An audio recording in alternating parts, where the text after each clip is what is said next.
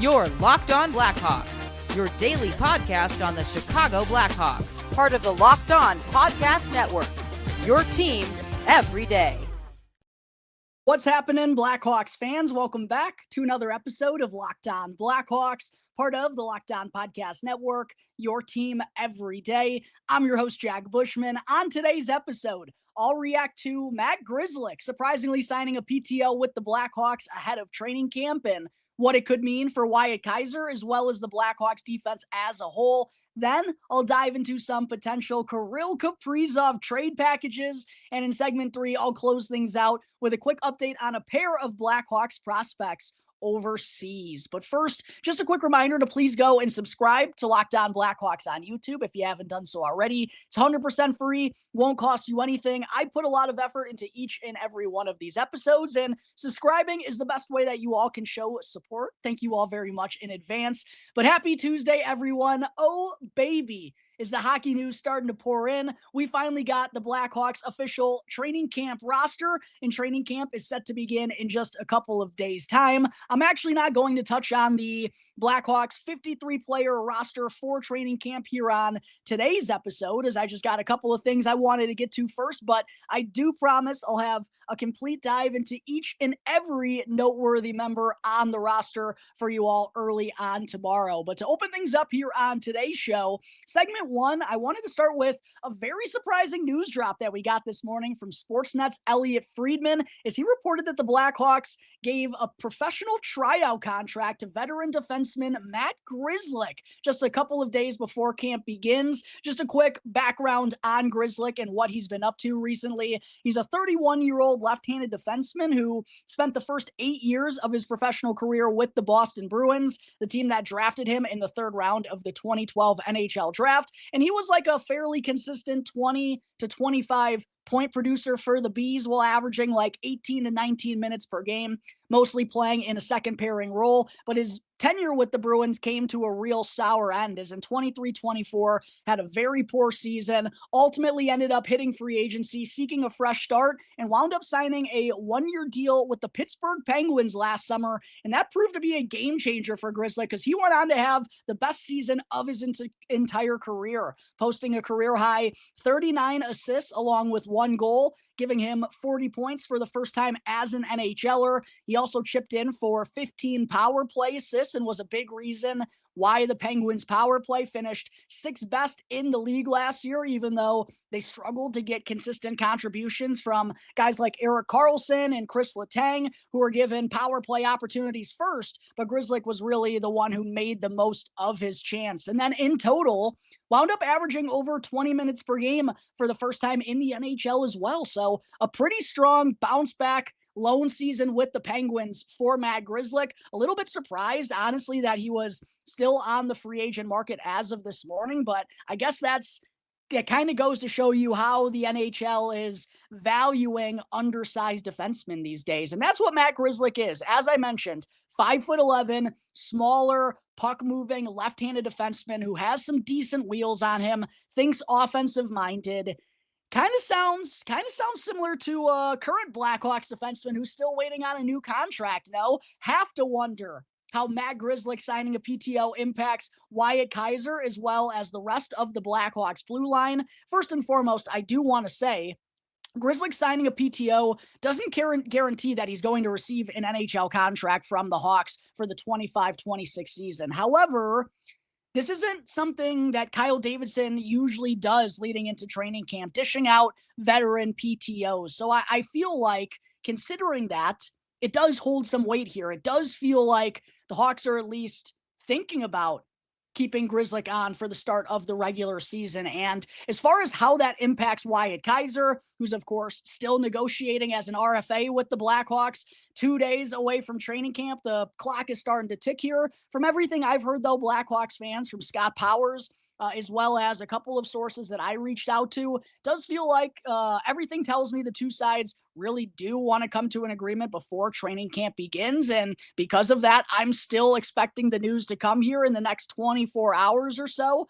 But it sounds like the real holdup is the Blackhawks are just a bit hesitant in terms of a long-term commitment towards Kaiser or what exactly Kaiser's camp is looking for, just because he's still a little bit unproven as a second pairing, top four-ish, even just as an NHL defender at this point in time. And while in the final 22 games of last year, he really felt like he hit his stride after getting recalled from the Rockford Ice Hogs, scored 3 of his 4 goals on the season in those final 22 games, and also chipped in for 2 assists while averaging right around 19-20 minutes per game, averaged over or recorded over 19 minutes of ice time in 13 of those final 22 games. Sounds like Kaiser's camp feels like that's a sign of what's to come and where his development is starting to trend towards, and he's kind of figured out the NHL level now. But again, the Blackhawks are just a little bit hesitant, especially with the sheer number of defensemen that they have on the back end and the amount of them that are going to need contracts in the next couple of seasons. They just want to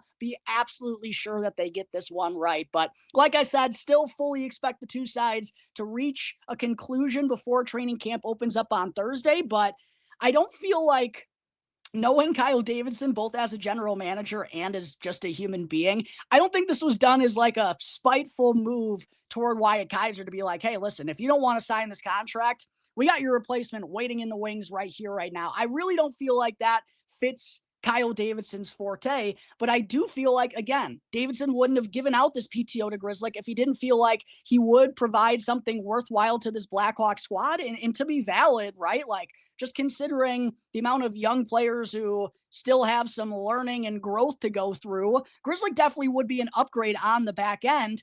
But at what cost, Blackhawks fans? And just thinking about not only Wyatt Kaiser, but Ethan Del Mastro, as I've been outspoken about over the summer. And when I went through my way too early Blackhawks defensive pairings on the show, probably over a month ago now, I had Kaiser in that second pairing defensive, on the second pairing left-handed defensive spot. I had Ethan Del Mastro in the left-handed spot down there on the third pairing. And then there's also, Nolan Allen, who's been in the professional level for the last couple of years now. Kevin Korchinski is going to be gunning for an NHL roster spot. I know, because of his age and because of the depth for the Blackhawks, he's more likely than not going to begin with the Rockford Ice Hogs. But I don't feel like Kyle Davidson would have brought in a left-handed defenseman just for the sake of bringing in a left-handed defenseman. And while maybe his thought process was Kaiser could use a little bit more time in the AHL, Del Mastro could use a little bit more time in the AHL, just again, with the makeup of this Blackhawks team and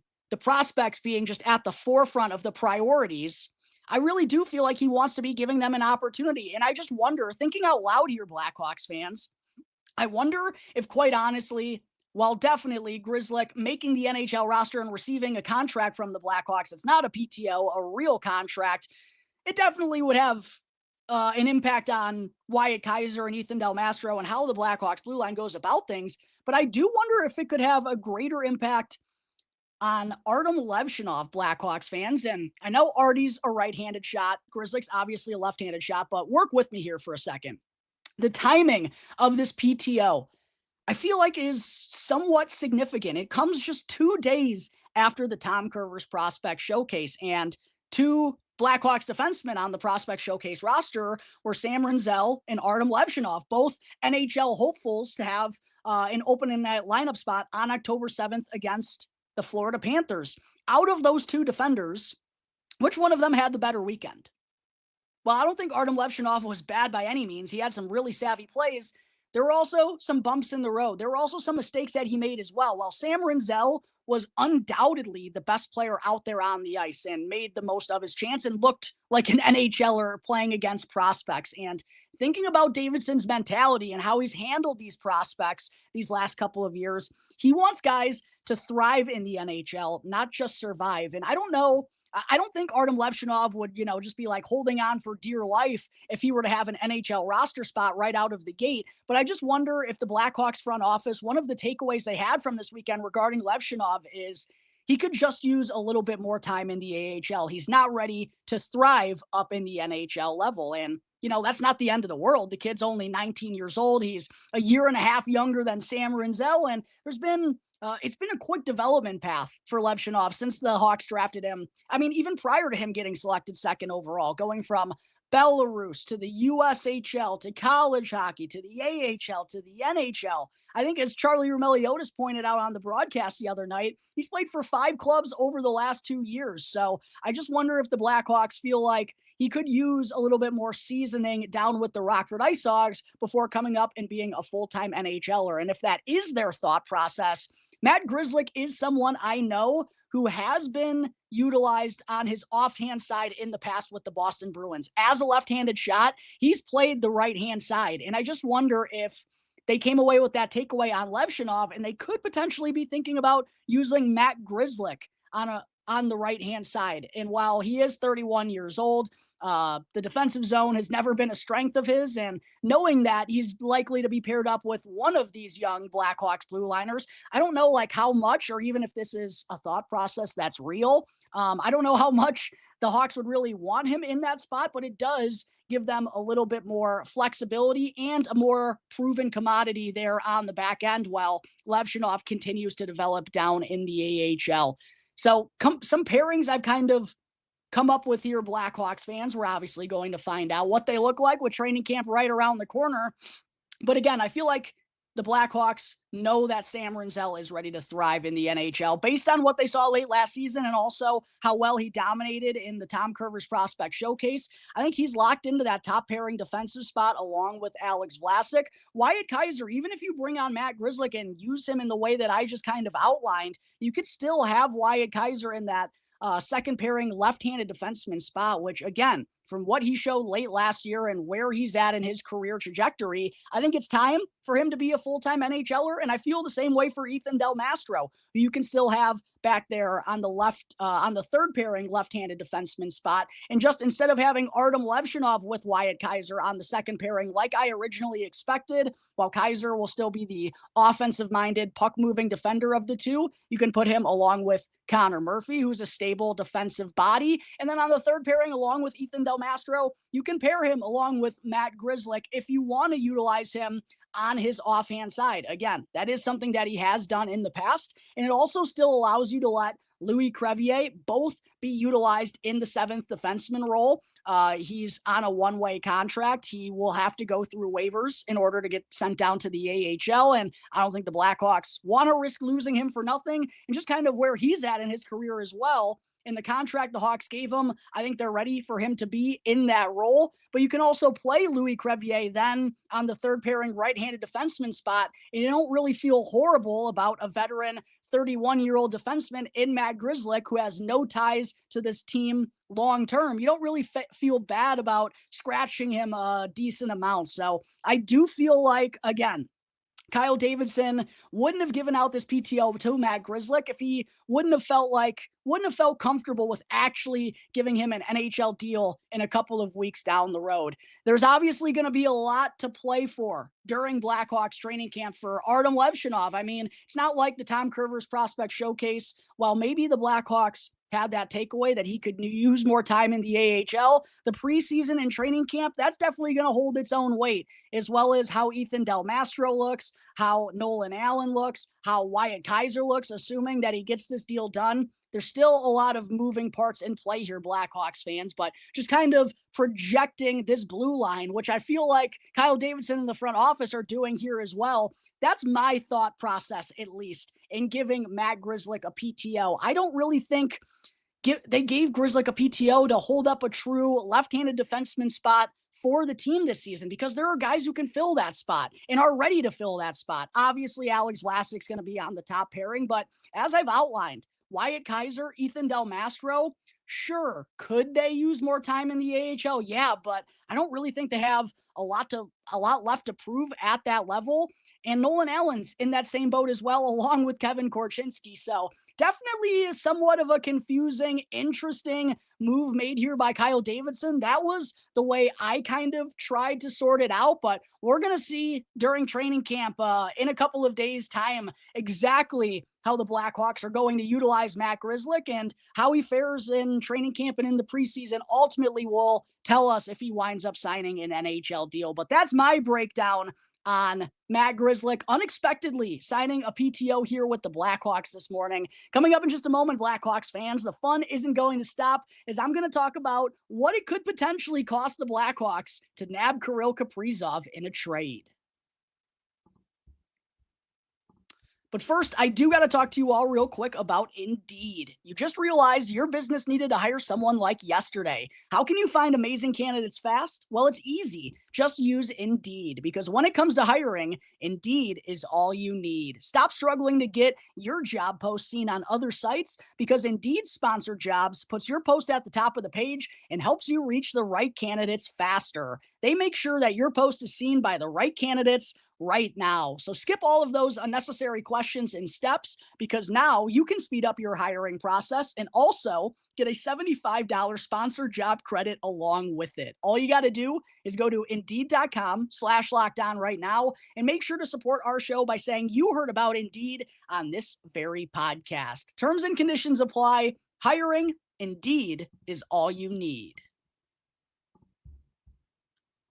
Real quick, before I get into segment 2, just a reminder to please go and smash that like button. Subscribe to Locked On Blackhawks YouTube channel if you haven't done so already as well. Segment 2 on today's show, though, with the news coming out last week of Kirill Kaprizov declining a record-setting extension with the Minnesota Wild, in addition to the reports that came out last fall, all the rumblings of the Blackhawks and Kaprizov from the 2024 NHL draft, in addition to some odds being dropped this afternoon, and the Blackhawks being listed at plus 450, the second best odds to land Kirill Kaprizov if he were to get moved by the Minnesota Wild. So this is definitely something I wanted to get to here on the show. There's been some kind of conflicting reports in recent days in terms of the Wild asking Kaprizov to submit a list of teams in which he would be willing to get traded to. He has a full no movement clause on his current deal.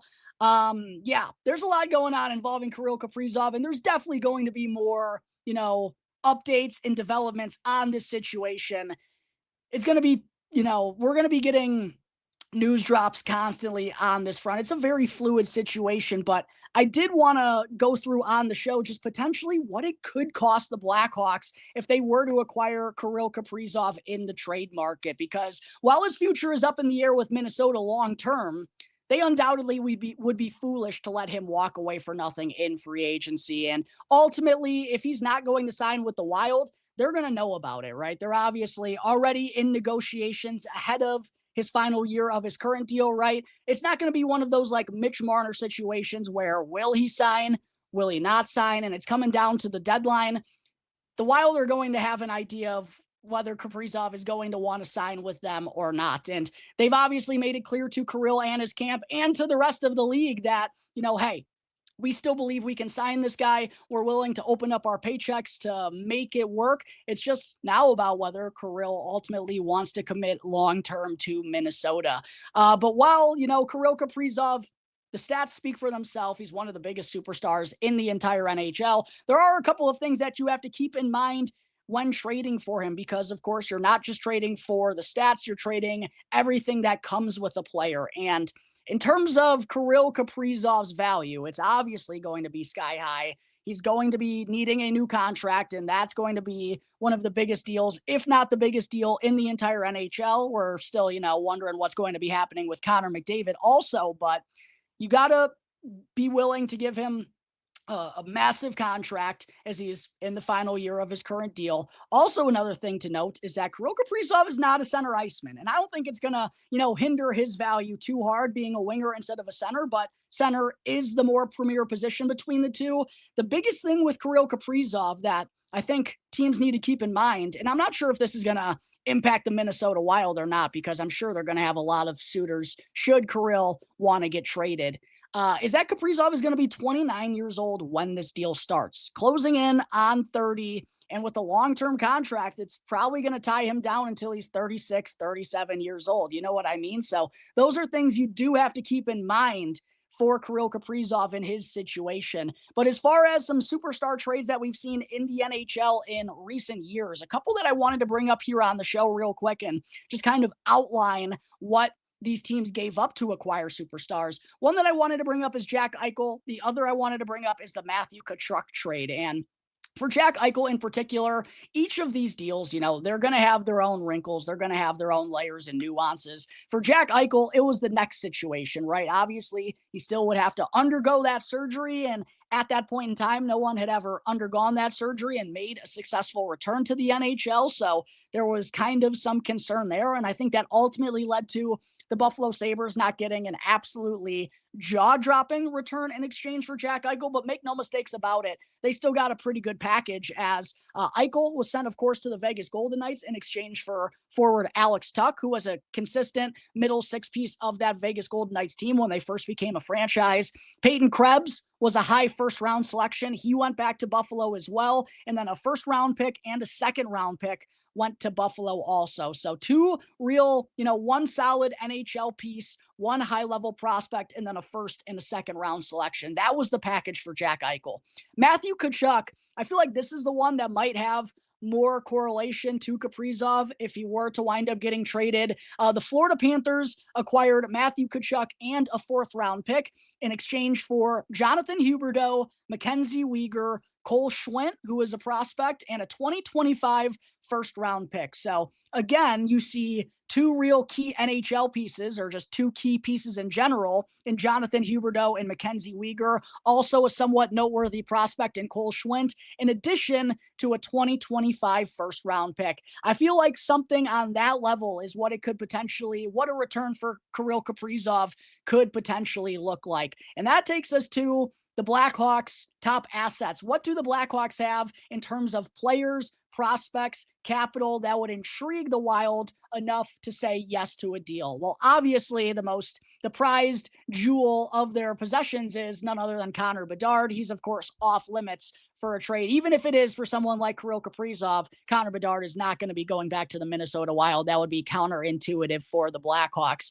I would say the next two highly regarded youngsters in the pipeline that would generate the most attraction or have the most value would probably be Sam Rinzel and Frank Nazar. I don't want to say either of them are truly can't be touched level prospects like Connor Bedard is, but I think those are the two next closest things to it, in Sam Rinzel and Frank Nazar. Then, of course, there's Artem Levshinov, Kevin Korchinski, Anton Frondell, all high first-round selections in the last 3 to 4 NHL drafts. Oliver Moore was a former first-round pick. Same with Sasha Boisvert, Marek Vanacker. Nick Lardis has a high goal-scoring pedigree from his junior days. Wyatt Kaiser is a defenseman that could have some interest for other teams. So those are the Blackhawks' most attractive prospects in the organization. In terms of their draft capital, they have a 2026 first-round pick, which is their own. They also have a first-round pick in 2026 from the Florida Panthers as part of the Seth Jones trade.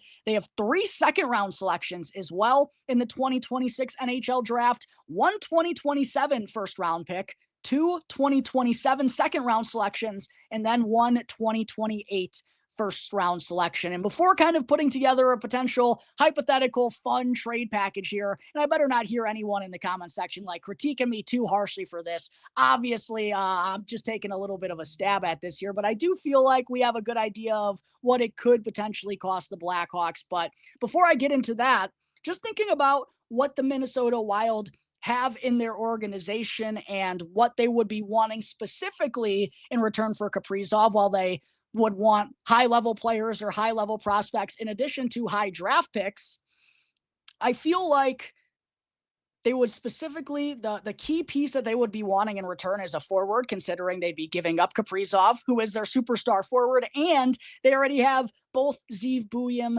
and Brock Faber, two very high-level young defensemen on the back end as well. I still think, a defenseman, considering the amount of, high-end prospects the Blackhawks have on the blue line, one is still likely to be involved, but the Wild are going to want a key forward in return here for Kaprizov. So just putting together a mock trade, Blackhawks fans, the two forwards that immediately come to mind that the Blackhawks might have to put on the table here, the two most intriguing ones outside of Connor Bedard are undoubtedly Frank Nazar and Anton Frondell. I'll throw Oliver Moore in there as well as a 19th overall pick in a loaded NHL draft. With his speed, I think he's going to be a really good NHL player, but I just don't think he has necessarily quite as much upside as Frank Nazar or Anton Frondell do, while both of those players also provide sound two-way play. So, yeah, Frank Nazar and Anton Frondell, one of those two you would have to think at least is going to be part of the package for Kirill Kaprizov. And I'm the biggest Frank the Tank Nazar guy there is out there. I think I truly gave him that nickname. Oh, man, it would really pain me to see Frank go. I don't know if I'd be willing to get rid of Frank for Kirill Kaprizov, but just looking at it right here, it feels like he or Frondell would have to be a part of it. And then probably one of the high-level defenseman prospects that the Blackhawks have in the organization as well, being either Artem Levshinov or Sam Rinzel. Personally, I'm not getting rid of Sam Rinzel.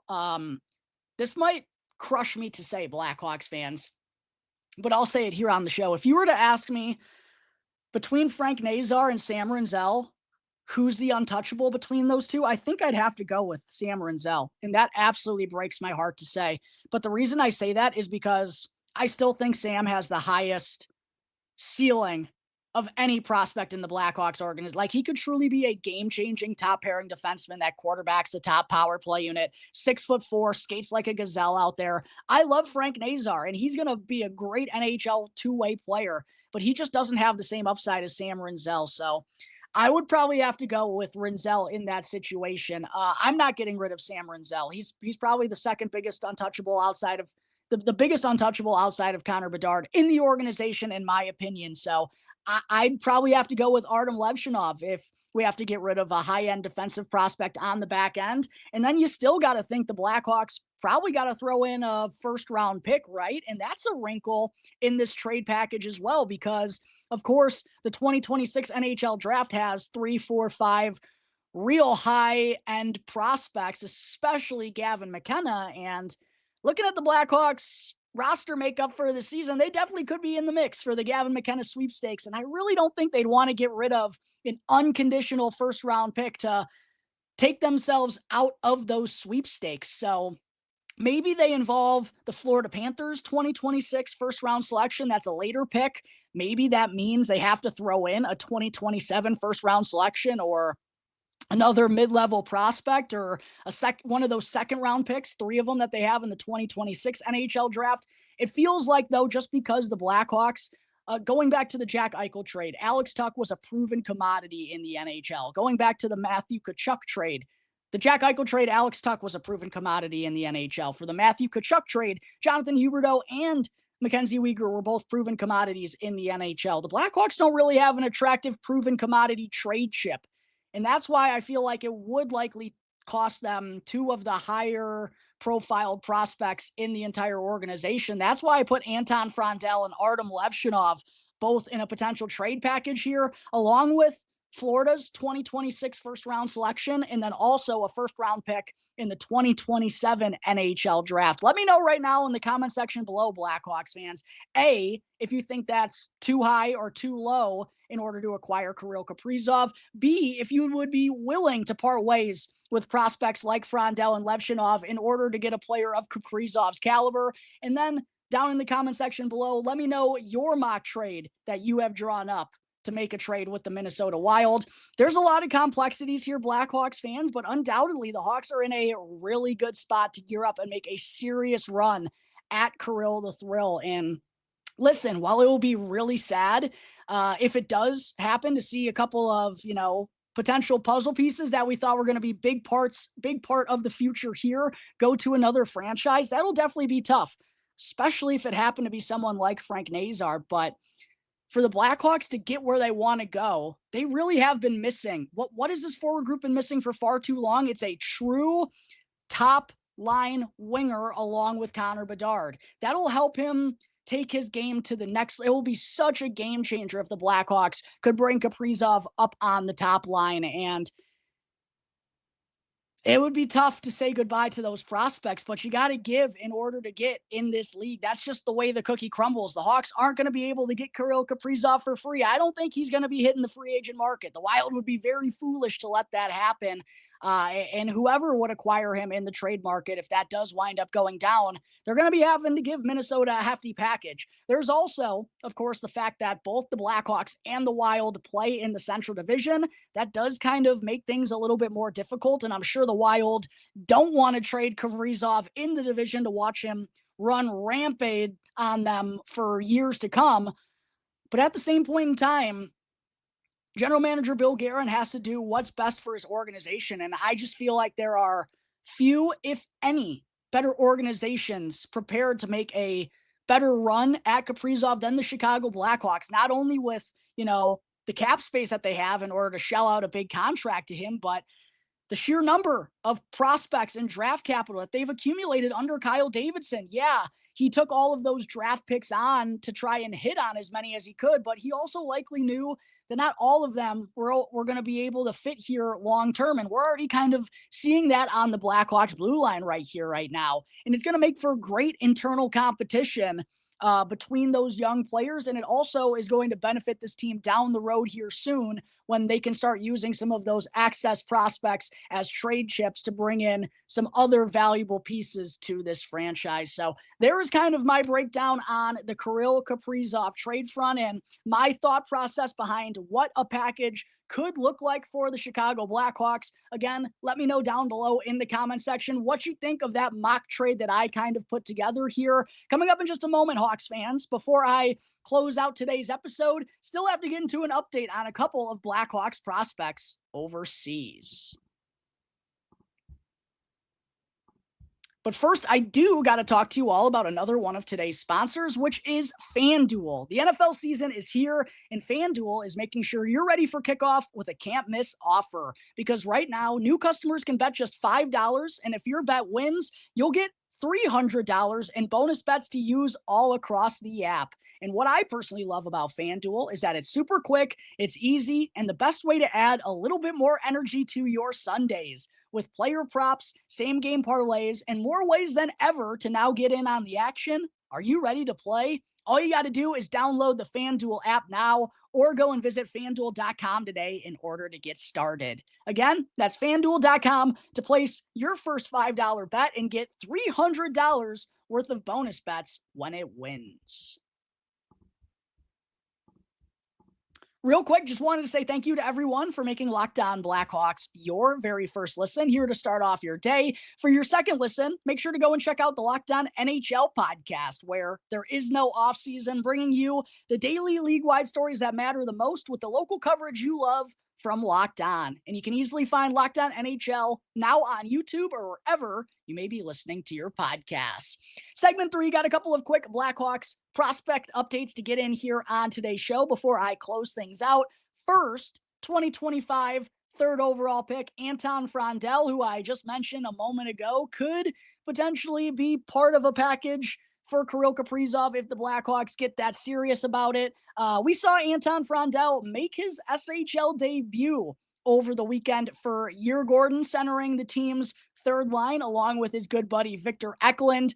Frondell did not register a point in this game, but did record 3 shots on goal and won 5 of the 9 faceoffs that he took in 11 minutes and 30 seconds of time on ice. Altogether, pretty solid SHL debut. Love to see Djurgården picking up the 5-4 victory. As far as Frondell being in that third line center role, I think that was to be expected, as I've kind of outlined here on the show in the past couple of weeks, where he's been utilized in the lineup throughout preseason action. Well, I'd, prefer for him to be on the second line and get a little bit of a bigger opportunity there, skating along with Victor Eklund, who's another good two-way player. I think it's still a great learning experience for him altogether, and I do still feel like I saw some people complaining that he only played 11 minutes in this opener. They feel like had he have come over to North America, whether it's with the Blackhawks or with the Rockford Ice Hogs, he would have been playing in a much more serious role and would be getting more opportunities. I still feel like he's in the best spot for him right here, right now, in his happy place over there in Sweden, along with Victor Eklund, along with familiar teammates, while still playing, very high-level hockey, the SHL, one of the best leagues in the world outside of the NHL, still getting really good experience. Doesn't have to deal with kind of like the culture shock and another transition. As I kind of alluded to with Artem Levshinov earlier in the show, Frondell's been through a lot in recent months, having to go from Sweden to North America, back and forth, back and forth. I really do think the best thing for him is to let him just stay in one consistent spot and continue on the same path that he's been on. And he's a young 18-year-old. He's getting great experiences. I think Frondell is in a perfectly fine spot over in Sweden with Gordon. Another prospect I had to be sure to bring up here before closing out today's show that was also part of the Blackhawks 2025 draft class is 7th round pick Ilya Konarski, who's a 20-year-old goaltender currently playing in Russia's VHL, which that's the league I just mentioned a couple of days ago when discussing Stanislav Bereznoy's epic performance against the St. Louis Blues in the opening game at the Tom Curvers Prospect Showcase.